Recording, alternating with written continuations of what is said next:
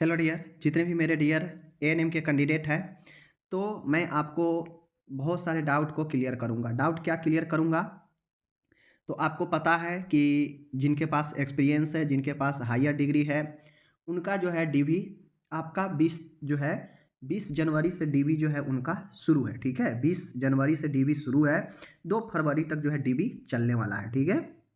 तो ये तो हो गया एक्सपीरियंस वाले का और जिनके पास हायर डिग्री है जीएनएम पोस्ट बीएससी नर्सिंग उनके लिए समझ गए, क्योंकि इन दोनों का जब हो जाएगा डीवी तो बाकी बच्चे जो फ्रेशर रह जाएंगे, जो बहुत संख्या में हैं, तो उनको कैटेगरी वाइज जो है बांट कर फिर जो है रिजल्ट के बाद उनका डीवी होगा। समझ गए? रिजल्ट से पहले इन लोग का डीवी हो जा रहा है और ऐसा नहीं है कि डीवी हो गया तो इनका जॉब फिक्स हो जाएगा, रिजल्ट से पहले हो रहा है, तो ऐसा कुछ नहीं है। समझ गए? इसमें भी बहुत लोग जो है छटेंगे। मैं आपको बताऊंगा कि कैसे ये लोग छटेंगे, समझ गए? और आपको मिनिमम जो है, जो सीवीटी हुआ है, जो आपका सीवीटी एग्ज़ाम हुए हैं, मिनिमम इसमें आपको कितने मार्क्स प्राप्त करने हैं, ये सारा चीज़ प्रूफ के साथ बताएंगे। और ये भी बताएंगे कि जो आपका कट ऑफ बनेगा, जो आपका कट ऑफ मार्क जो तैयार होगा, जो जिस पे आपका मेरिट बनेगा, वह मार्क्स कैसे तय किए जाएंगे। समझ गए?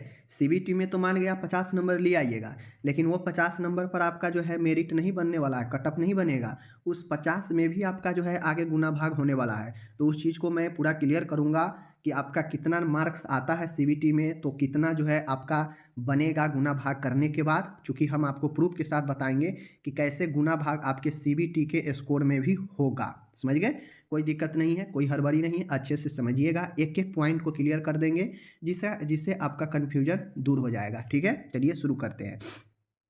तो सबसे पहले आपको पता है कि एएनएम में जो आपका वैकेंसी है, बहुत बड़ी वैकेंसी है। 10,709 पोस्टों पर जो है आपका बहाली लिया गया है बीटीएसी के द्वारा। जो पहले था कि मेरिट पर होगा, लेकिन उसके बाद 23 में बताया गया कि नहीं, एग्ज़ाम लिया जाएगा। तो एग्ज़ाम हो भी गया, मेरिट डीबी भी चालू है और बहुत जल्द रिजल्ट भी आ जाएंगे। और रिजल्ट के बाद जो फ्रेशर कैंडिडेट होंगे उनका डीबी होगा। समझ गए? तो चलिए हम लोग यहाँ पे अब बातें करते हैं कि आखिर सबसे पहले हम ये बातें कर लेते हैं, फर्स्ट पॉइंट में हम ये बातें कर लेते हैं कि चाहे आप किसी भी कैटेगरी से है, जनरल है, ओबीसी है, ईबीसी है, ठीक है, एससी है, एसटी है, दिव्यांग है, कौन कौन से कैटेगरी को आपके सीबीटी में कम से कम कितना स्कोर करना है। अगर मान गए इस स्कोर से अगर कम किसी का है तो वो पहले ही जो है सीबीटी में ही छट जाएगा। समझ गए ना? उसका तो है गणना भी नहीं किया जाएगा। अगर जो एक मार्क्स परसेंटेज तय किया गया है उससे अगर किसी का कम आ जाता है तो उसका रिजल्ट भी नहीं आएगा, उसका जो है ऐसे ही समाप्त हो जाएगा कैंडिडेचर। समझ गए? तो कैसे, चलिए आपको हम ले चलते हैं, बताते हैं। तो आपके सामने में है, जो आपको पता है कि जब ये कहा गया था कि अब एग्ज़ाम होंगे, तो आपको पता है कि आपके 2023 में अपडेट जो है 9वें महीना में आया था, जो आपके सामने में है। उसी अपडेट में आपको समझाएंगे कि कहाँ पे दिया गया है। कोई फेक नहीं बताएंगे, जो आपके नोटिफिकेशन में दिया गया है उसी चीज़ को हम बताते हैं, ठीक है? चलिए आगे बताते हैं अब सीधा। तो देखिए आपके सामने में है, आई नंबर में है, कहता है कि इतना के द्वारा लिखित परीक्षा में समान वर्ग यानी जनरल को 40% लाना पड़ेगा, पिछड़ा वर्ग के लिए 36.5% लाना पड़ेगा, अत्यंत पिछड़ा वर्ग के लिए 34% लाना पड़ेगा सीबीटी में, अनुसूचित जाति और अनुसूचित जनजाति महिलाओं तथा निःशक्तता यानी दिव्यांग के उम्मीदवारों को 32% सीबीटी में स्कोर लाना पड़ेगा। अब मानिए निर्धारित न्यूनतम आहारता प्राप्त करना अनिवार्य होगा, ये न्यूनतम रखा गया है, कम से कम इतना सभी अपने अपने कैटेगरी वाइज प्राप्त करना ही पड़ेगा। अगर इससे अगर एक भी पॉइंट अगर कम आ जाता है तो आपका सीबीटी में ही छट जाइएगा, वहाँ पे बात ही नहीं होगा रिजल्ट का आपका। समझ गए? ऐसे तो अलग बात है कि आपके जो है कट ऑफ कितना जाता है, वो अलग की चीज़ें हैं कि 70 जाता है, 60 जाता है, वो अलग की चीज़ें हैं। लेकिन बहुत लोग ऐसे होते हैं जो 40% भी स्कोर नहीं कर पाते हैं, तो उनको वहीं पर छांट दिया जाएगा, उनके फिर आगे कट ऑफ में लिया ही नहीं जाएगा, बात ही नहीं होगा। चूँकि ऑटोमेटिक है कि अगर जनरल कैंडिडेट है, 40% से कम उनका मार्क्स आ गया सीबीटी में, तो ख़त्म कहानी, वहीं पर उनका स्टॉप। अगर कोई पिछड़ा वर्ग के है, 36.5% से अगर कम मार्क्स लाते हैं तो यहीं पे कहानी समाप्त। समझ गए? अगर कोई अत्यंत पिछड़ा वर्ग के है, 34% से अगर कम लाते हैं तो यहीं पे कहानी समाप्त उनका। समझ गए?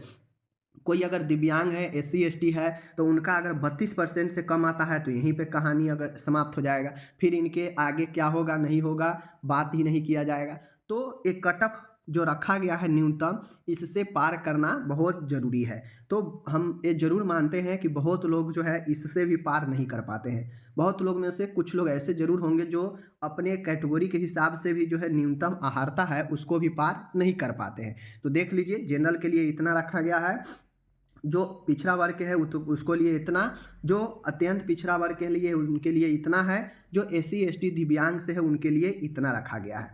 अब ये चारों में अपने अपने कैटेगरी के हिसाब से देख लीजिए, अगर इससे अगर सीबीटी में स्कोर आपका कम है तो समझ लीजिए फिर आगे आपका कुछ नहीं होगा, यहीं पे आपका जो काम है समाप्त हो गया। इसके बाद आपका कोई बात ही नहीं आगे बढ़ेगा, समझ गए ना। तो सबसे पहले ये जो लोग पार किए होंगे उनका सही है, फिर उनका कट ऑफ कितना पर जाता है नहीं जाता है वो बात की बात है, पहले इतना पार करना जरूरी है। अगर इतना पार नहीं करेंगे तो कहानी इतना ही पर समाप्त। अब बात आता है कि इतना तो नॉर्मल हमको प्राप्त करना ही है सीबीटी में। अब आपको एक चीज़ बताते हैं। अब ये सब चीज़ें हम आपको इसलिए बता रहे हैं ताकि आपके माइंड से अगर डिलीट हो गया हो तो आपको समझ में आ जाए कि आखिर कैसे होगा। तो देखिए, आपका द्वितीय चरण चयन हेतु अभ्यर्थियों की मेरिट लिस्ट निम्न प्रकार तैयार की जाएगी। अब सीबीटी हो गया, ठीक है, सीबीटी का स्कोर जारी हो जाएगा। अब प्रतियोगिता परीक्षा में जो प्राप्त अंक है उसके लिए 60 अंक रखा गया है। भले ही आप 100 नंबर का सीबीटी एग्जाम दिए हैं, समझ गए, आप भले ही 100 नंबर का सीबीटी का एग्जाम दिए हैं, 100 क्वेश्चन था एक एक नंबर का, बट इससे कोई लेना देना नहीं है। 100 नंबर पर आपका मेरिट नहीं बनेगा। मेरिट कैसे बनेगा? मेरिट आपके इस 60 अंक पर बनेगा। यानी 100 नंबर के जो सीबीटी था इसको आप मान लीजिए कि आपके 60 नंबर है। अब कैसे है मैं आपको बताऊंगा। अगर आप लोग में से कोई जीएनएम किए हैं तो 10 नंबर मिलेगा। कोई अगर BSc nursing, post basic BSc nursing, MSc nursing कर रखा है तो उससे 15 नंबर मिलेगा। यानी जीएनएम के लिए 10 नंबर और एमएससी वगैरह के लिए उनको जो है बीएससी वगैरह के लिए 15 नंबर मिलेगा, ठीक है। तो ये हो गया 15, 75 हो गया। और 25 नंबर अधिकतम 5 सालों के लिए पर ईयर 5-5 अंक का जो है आपके 75 और 25 100, टोटल 100 पर गणना होगा। ये सीबीटी का 100 नहीं है, ये आपके 100 यहाँ पे पुराया जा रहा है, ठीक है। 60 मात्र आपके जो 100 नंबर का सीबीटी दिए हैं उसके लिए मात्र 60 अंक यहाँ पे दिया गया है, समझ गए। यानी सीधा समझिए कि जो फ्रेशर कैंडिडेट है उनको जो है 60 अंक ही जो है मिलने वाला है अधिकतम।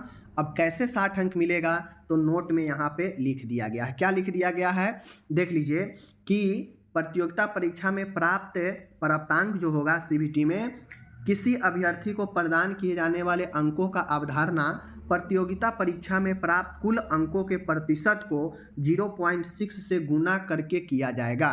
अब एक बात ध्यान में रखिए कि मेरिट जो आया था, मेरिट में भी सेम यही कंडीशन था। वहाँ पे सिर्फ आपका एग्जाम नहीं था, समझ गए। वहाँ पे आपके जो एएनएम का मार्क्स था कंप्लीट फाइनल ईयर का, उसमें उसके लिए 60 अंक दिया जाता था, समझ गए। लेकिन यहाँ पे जो 100 अंक का जो एग्जाम हुआ है सीबीटी उसके लिए 60 अंक है, बस यही अंतर है। बाकी एक्सपीरियंस भी यहाँ पे मिल रहा है, हायर क्वालिफिकेशन के लिए भी यहाँ मिल रहा है, ठीक है। अब मान गए 100 नंबर के आपके सीबीटी एग्जाम हुए, ठीक है। कोई स्टूडेंट है जिन्होंने 50 नंबर अपना प्राप्त किया, काट छांट कुछ गलत किए होंगे, निगेटिव मार्किंग वगैरह काट छांट के उनको 50 नंबर सॉलिड आया सीबीटी में। अब सीबीटी में 50 नंबर आ गया तो ये 50 नंबर पर उनका कट ऑफ मेरिट नहीं तैयार होगा। इस 50 में गुना होगा 0.6 से, तो हो जाएगा 5×6 30। इनका 50 जो नंबर है वह 30 नंबर में आ जाएगा, 30 नंबर पर आ जाएगा, समझ गए। और यही 30 नंबर उनका जो है मेरिट तैयार करेगा, समझ गए। अब यहाँ पे चूंकि अधिकतम 60 दिया गया है, 60 कैसे दिया गया है तो मानिए 100 नंबर का आपका अधिकतम एग्जाम था सीबीटी का, तो 100 में 0.6 से अगर आप गुना करते हैं तो यही 60 नंबर आ जाता है, जो आपके 100 नंबर के बराबर यहाँ पे 60 नंबर होता है, समझ गए। तो ये बातें हैं। अब चलिए हम आपको समझाते हैं कि कौन से स्टूडेंट कितना मार्क्स प्राप्त अगर कर रहे हैं सीबीटी में तो उनको कितना नंबर प्राप्त होगा। 5-6 एग्जाम्पल के तौर पर मैं आपको समझा दे रहा हूँ और आप अनुमान लगा सकते हैं कि हम कितना सही करके आए हैं तो मेरा कितना जो है एक्यूरेट जो जिस पर कट ऑफ बनेगा उस पर हमारा कितना बन रहा है। ठीक है, तो आप खुद से भी गणना कर सकते हैं। तो चलिए बताते हैं। अब यहाँ पे आप लोग देख लीजिए, मान गए कोई स्टूडेंट कोई कैंडिडेट है, समझ गए, सीबीटी अपना एग्जाम दिया, सीबीटी अपना एग्जाम दिया, सीबीटी एग्जाम दी है, वो अपना सीबीटी एग्जाम दी है और उसको ये लग रहा है कि हमारा जो है 65 नंबर आएगा। ठीक है, हमारा जो है 65 नंबर एकदम सही सही 65 को क्वेश्चन हम सही सही मेरा हो जाएगा, यानी 65 नंबर आ जाएगा सीबीटी में। तो ये तो 65 नंबर 100 नंबर में उलाई, लेकिन 65 नंबर अगर उसका इतना आ जा रहा है सीबीटी में तो उसको इस 65 में गुना होगा 0.6 से।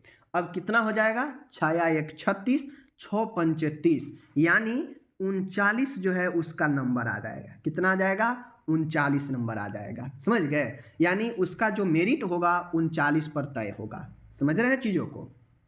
इसी प्रकार से अगर कोई अपने सीबीटी 100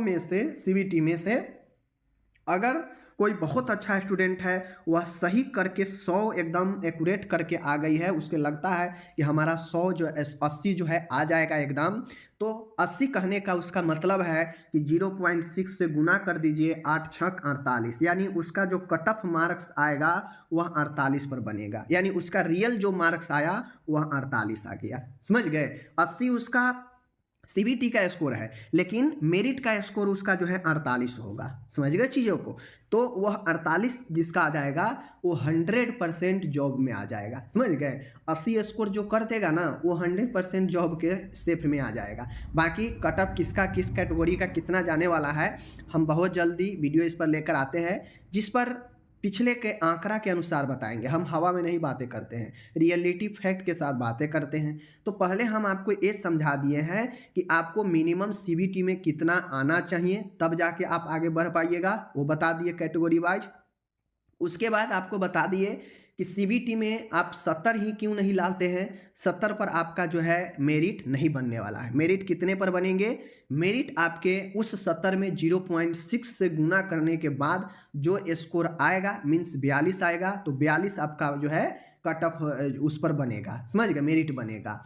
तो ये सारा चीज़ें है, ये फंडा है। और अगर मैं आपको और समझा देता हूँ, जैसे कोई स्टूडेंट है, समझ गए, जो एक्सपीरियंस ले रखा है, हायर डिग्री ले रखा है, तो अगर मान गए एक्सपीरियंस वाला है, पढ़ाई कम किया है, तो उससे जो है 40 ही आ पाता है, 40 ही काट छाँट के 40 ही आ पाया, जो कि जनरल का 40 जो है आना चाहिए, इससे कम है तो बात नहीं होगा, तो उसको 40 ही आया है, लेकिन वो एक्सपीरियंस में है, 3 साल का एक्सपीरियंस उसके पास है। हम 3 साल के एक्सपीरियंस पर बात कर रहे हैं। ठीक है, 40 नंबर उसको सीबीटी में मात्र 40 आया, चूंकि वो एक्सपीरियंस में है, पढ़ाई नहीं है, तो उसको 40 ही आया। समझ गए, जो कि 40 से कम अगर जनरल का है तो फिर उसका बात नहीं होगा, 40 कम से कम आना चाहिए, तो हम 40 ही मान लेते हैं। 40 है, सीबीटी में 40 आया, तो सबसे पहले इसके 40 में गुना हो जाएगा 0.6 से, 6 चौके 24, तो इसका नंबर कितना आ गया, 24। कितना नंबर हुआ, उसका कट ऑफ जो होगा वह 24 हो गया। लेकिन चूंकि उसके 3 साल का एक्सपीरियंस भी है, तो एक्सपीरियंस का भी 5-5 पर साल मिलना है, तो 3 साल का है मतलब 15 नंबर मिल जाएगा, तो इसमें प्लस हो जाएगा कितना, इसके 15, तो कितना हो गए 24 और 15 कितना हो गए, इसके 39 हो गए। ठीक है, 39 हो गए, यानी इसके 39 हो गए। समझ गए, इसके कितना हो गए, 39 हो गए, 39 हो गए। अब मान गए ये स्टूडेंट है जो 3 साल एक्सपीरियंस भी है, प्लस में वो जीएनएम कोर्स भी कर रखी है एएनएम के बाद, तो उसको 10 नंबर जीएनएम का भी ऐड हो जाएगा। मीन्स उसको अगर एक्सपीरियंस भी है, जीएनएम भी कर रखी है, दोनों चीज़ें हैं, तो उसको जो है 3 साल का तो 15 नंबर मिल ही जाएगा एक्सपीरियंस का, और जीएनएम का भी हायर डिग्री का 10 नंबर उसे मिल जाएगा, यानी कुल मिला के उसका जो श्योर मार्क हो जाएगा वह 49 हो जाएगा, इसमें 10 ऐड होकर 49 हो जाएगा। समझ गए, अगर उसके पास हायर डिग्री नहीं है तो क्या होगा, सिर्फ और सिर्फ एक्सपीरियंस लेकर ही 39 रह जाएगा। या फिर उसके पास एक्सपीरियंस नहीं है, हायर डिग्री है, अभी वो फ्रेशर है, कहीं जॉब नहीं की है, उसके पास सिर्फ हायर डिग्री है, जीएनएम और एएनएम है, तो उस हिसाब से उसके 24 ए आ गया, तो उसके 10 नंबर किसके जुटेंगे, जीएनएम का, तो 34 हो जाएगा। समझ गए कितने, 34 हो जाएगा। तो ये एक्सपीरियंस का उसका नहीं बनेगा। तो इस प्रकार से जो है मेरिट कंफर्म तैयार होंगे। तो मैंने आपको डाउट को क्लियर कर दिया, जो भी लोग को डाउट है। इसी प्रकार से ऐसे भी स्टूडेंट होंगे जो 90 भी सही करके आए होंगे, कुछ ही स्टूडेंट हो लेकिन 90 भी 100 करे आए होंगे सही करके। तो अगर इनका 90 है तो इसमें 0.6 से गुना कर देंगे तो क्या हो जाएगा, 9 छक 54, यानी हाईएस्ट कितना मिलने वाला है, 60, 60 में उनको 54 मिल गया।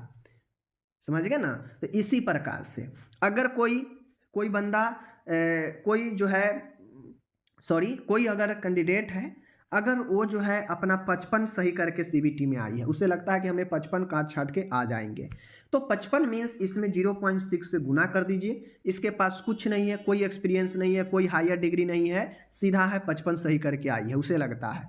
तो 536 और 536 यानी उसका जो cut off mark merit list बनेगा 33 पर बनेगा। इसको गुना कर दीजिए 33 आएगा, यानी उसका 33 पर जो है बनेगा मेरिट। समझ गए ना चीज़ों को। तो उसको इस पर बात नहीं होकर इस पर मेरिट होगा। और इसी प्रकार से जो है आपका एक्सपीरियंस वाले का भी, फ्रेशर का भी, हायर डिग्री वाले का, सबका इसी प्रकार से मेरिट तैयार किया जाएगा। तो अब हम आगे के वीडियो में लाएंगे कि किनका जो है कितना मेरिट बनता है, कितना जो है किनका किस कैटेगरी का कितना मार्क्स लाए हैं सीबीटी में कि वह सेफ माने जाएंगे, जिनका एक्सपीरियंस नहीं है। तो बहुत जल्द वीडियो आ जाएगा एकदम फैक्ट के साथ, और हम उम्मीद करते हैं कि उसी के आसपास भी आपका जो है रियल में जो रिजल्ट आएगा उसी के आसपास रहेगा। क्योंकि हम रिसर्च कर रहे हैं, बहुत बारीकी से चीज़ों को रीड करने के बाद लाएंगे, हम आलतू फालतू ऐसे जो है वीडियो नहीं बनाते हैं। समझ गए चीज़ों को। तो उम्मीद है इतना बातें को आप लोग समझ गए होंगे तो चैनल को लाइक कर दीजिए, बेल आइकन दबा दीजिए। मिलते हैं अगले वीडियो में। Take care, bye bye.